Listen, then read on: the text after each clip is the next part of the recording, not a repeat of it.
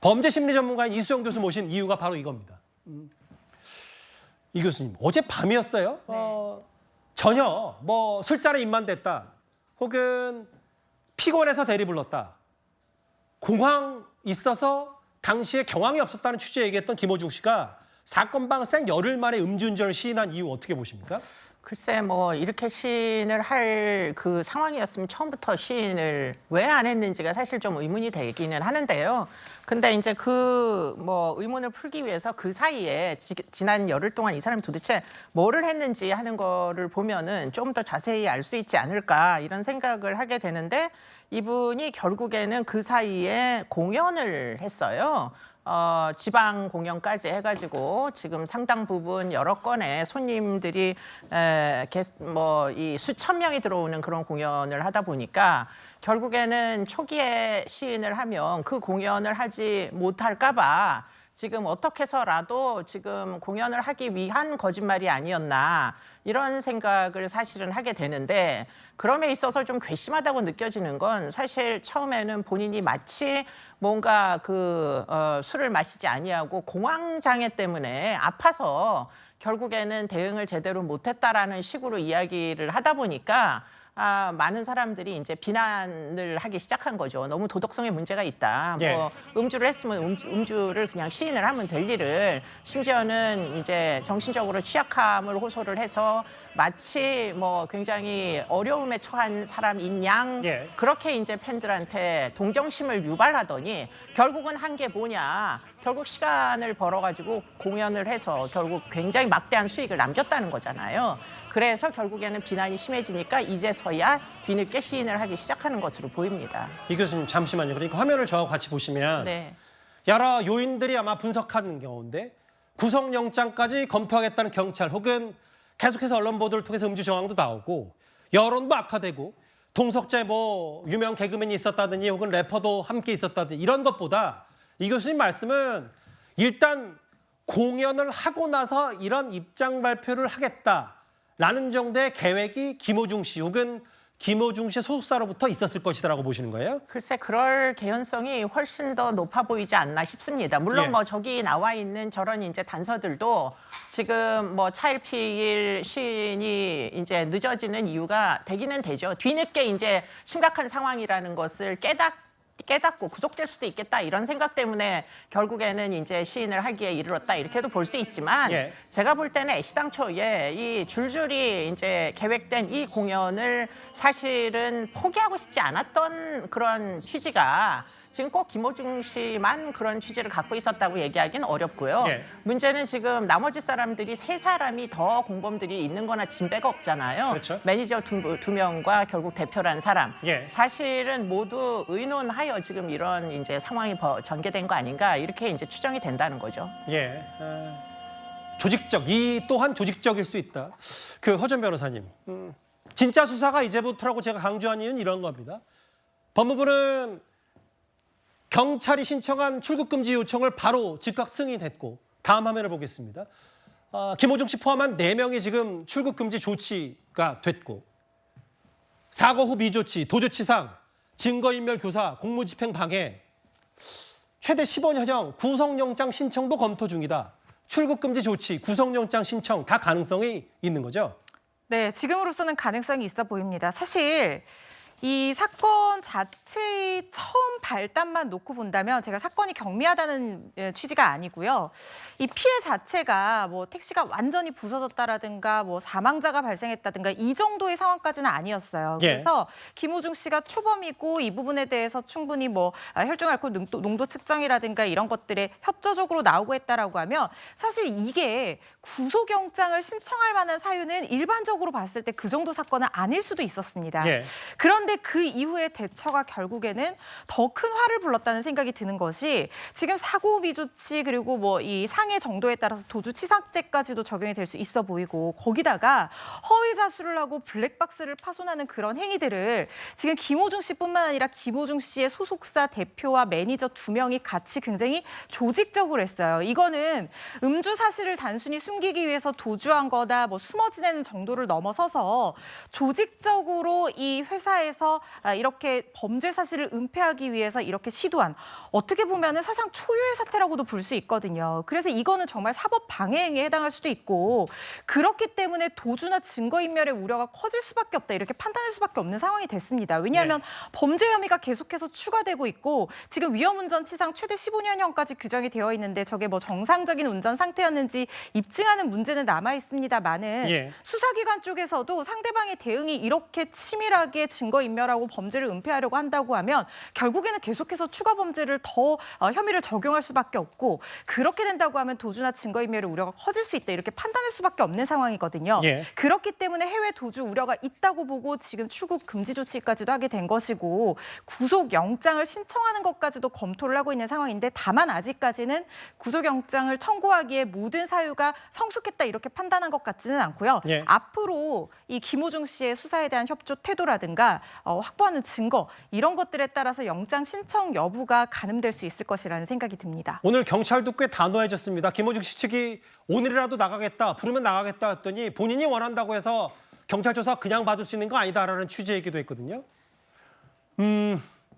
피곤하다고 대리운전 불렀다고 최초에 얘기했는데 사실 그간의 행적들을 저희가 조각조각 모아봤더니 낮부터 시작됐잖아요. 맥주 시켰고 소주 7병에 맥주 3병. 이걸 뭐 오롯이 다 김호중 씨가 마신 건 아니라고 하더라도 문제 3차 유흥주점 본인은 이제 전반적인 음주운전을 시인했고 인근에 있는 자택의 집에 갔다가 다시 나오는 과정에서 직접 운전하다 음주병 소녀의 가해자가 됐습니다. 근데 저는 좀 이게 궁금한데요. 이수영 교수님. 음주를 인정했는데 이게 변호사와 어떤 조언을 받았는지 모르겠지만 이게 시간이 열흘 정도 지났기 때문에 실제로 역순으로 해서 어떤 기법을 활용한다 하더라도 혈중 알코올 농도를 정확히 파악하는 게 그렇게 쉬운 일은 아니라면서요.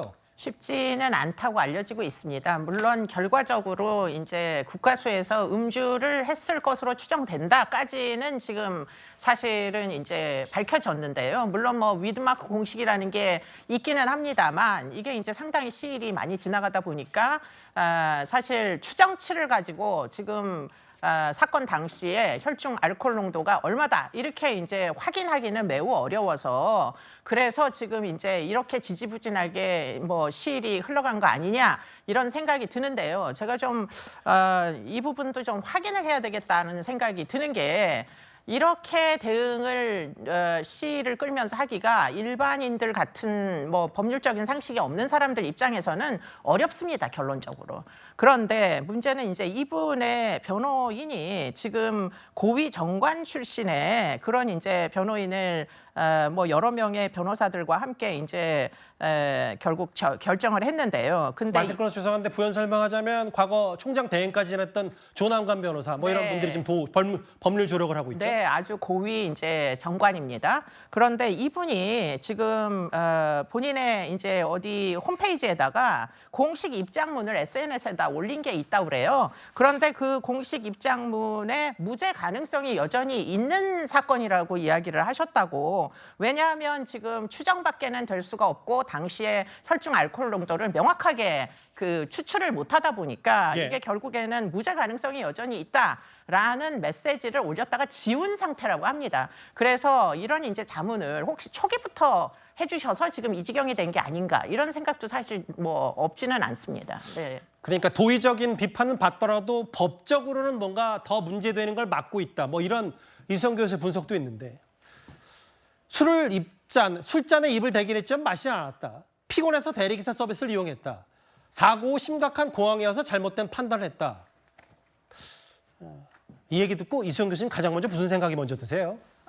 뭐 제가 볼 때는 부분적인 시인 보통 이제 거짓말하는 사람들 보면 쌩 다 거짓말을 하지 않고 부분적으로 일부 시인을 합니다. 근데 이제 술잔을 입에 대긴 했지만 마시지는 않았다. 이런 종류의 이제 부분적인 시인이라고 보이고요. 결국 음주운전을 시인했다 이렇게 보면 되는데 문제는 이렇게까지 되는 과정이 처음부터 이렇게 얘기를 했었으면은 그럼 좋았을 텐데 뭐 이것도 사실 여러 번, 3번의 거짓말이라고 지금 나와 있네요.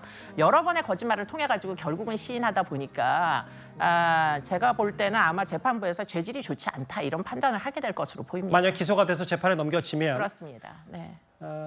이게 사실 만천하의 저런 해명들이 다 고스란히 남아있기 때문에 이게 얼마나 사회적 이슈가 됐냐면요. 그 허주연 변호사님. 이원석 검찰총장도 얘기를 내놓은 게 애초에 지난 주말 보도로 알려지기로는 운전자 바꿔치기 혹은 계획적 허위 진술 혹은 음주운전 시인하지 않았을 때도 나중에 알려진 사실이 뭐 맥주를 마셨다고 하는 혹은 그 핵심 증거를 인멸하는 시도 같은 거를 구속사유 판단에도 적극 반영해라 뭐 이런 얘기를 하는 모양이죠. 그렇습니다. 그러니까 운전자 바꿔치기, 그러니까 허위 자수죠. 그리고 계획적으로 허위 진술하고 증거를 인멸하고 이런 것들이 사실은 국가 공권력을 기만하고 뭐 국민들을 우롱하는 얘기도 될 수 있을 것 같고요. 이 사건 같은 경우에는.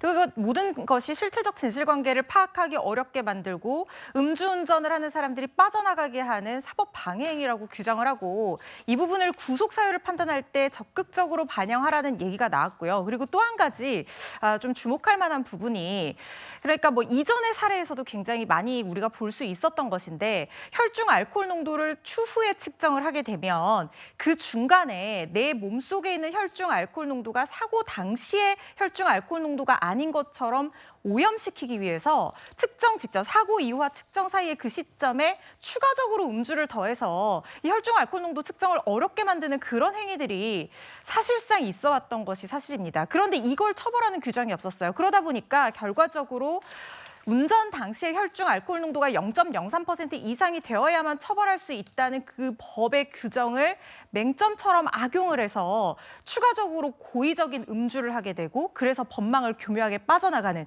이런 사례들이 있었거든요. 그래서 김호중 씨가 이번에 뺑소니 사고 난 이후에 혈중 알코올 농도 측정하기 직전에 편의점에서 맥주를 사는 그 장면이 예.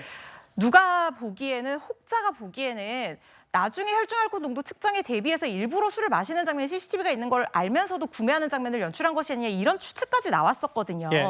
그래서 이렇게 법망을 교묘하게 빠져나가는 걸 피하기 위해서 대검에서 이번에 아예 추가 음주를 한 것에 대해서 음주 측정 거부죄와 동일한 영향으로 처벌하기 위한 어떤 규정을 만들어야 된다. 그래서 이런 부당한 결과가 있으면 안 된다라는 취지로 입법 건의를 한 부분도 있어서 굉장히 논의가 되고 있는 상황입니다. 그 이수영 교수께서 아까 아마 음주를 시인하는 과정에 공연이 가장 큰 영향을 미쳤을 거다라고 하셨는데 뭐 이때까지 공연은 이렇다 치더라도 앞으로 공연도 음주운전은 음주 뺑소니고 노래는 계속한다고 하는데 이거 어떻게 받아들이세요? 제가 이걸 보면서 좀 너무 이 우리나라의 그 어떻게 보면은 범죄를 회피하는 일이 위아래 가리지 않고 결국은 막 이렇게 만연되어서 일어나는 거 아닌가. 대체 본인이 잘못이 있으면은 일단은 반성을 하고 근신을 해야 되는 게 지금 이제 일반인들의 태도인데 지금 이 사람은 공연을 계속 하겠다는 거잖아요. 구속될 때까지 아마 공연할 그런 이제 결심인 것 같은데 이 사람이 이미 공연을 4번이나 했다고 알려지고 있어요. 예. 아까 나온 대로 지금 고향에서 2번, 창원에서 2번. 그래서 결국에는 거의 40억의 이익이 발생을 했습니다. 그런데도 지금 계속 공연을 하겠다, 강행하겠다. 23일, 24일에도 또 공연을 하겠다. 그럼 또 수십억의 지금 이익이 남을 텐데 이게 지금 사건을 저지른 범죄자가 할 이제 행동으로 적합하냐? 예. 이 부분에서 정말 제가 뭐 이 참 추락했다. 우리나라의 사법적인 규범이 추락한 거 아니냐 이런 생각을 한편으로는 합니다. 네. 범죄심리 전문가와 함께 혹은 허주연 변호사와 함께 법적인 부분과 어떤 속내로 음주를 인정했는지에 대한 시인했는지에 대한 얘기까지 핵심 내용 짚어봤습니다. 지금까지 들은 여러분들의 목소리를 만나볼까요? 첫 번째 댓글입니다. 두 영부인 중에 누가 더 잘못했나 대결인가요? 좀 씁쓸합니다 하셨고요. 해외 직구가 설마 중국산만 있다고 생각하나? 라고 하셨습니다. 차라리 국회의장도 국민투표로 뽑자라고 하셨어요. 예. 어떤 경우에도 거짓말은 안 된다는 게 김원식 사건의 교훈. 뭐 지나가신 말씀이시죠? 마지막 보겠습니다. 옷이 특이해서 바꿔 입었나라고 경악했다. 댓글 5개 모두 감사드립니다.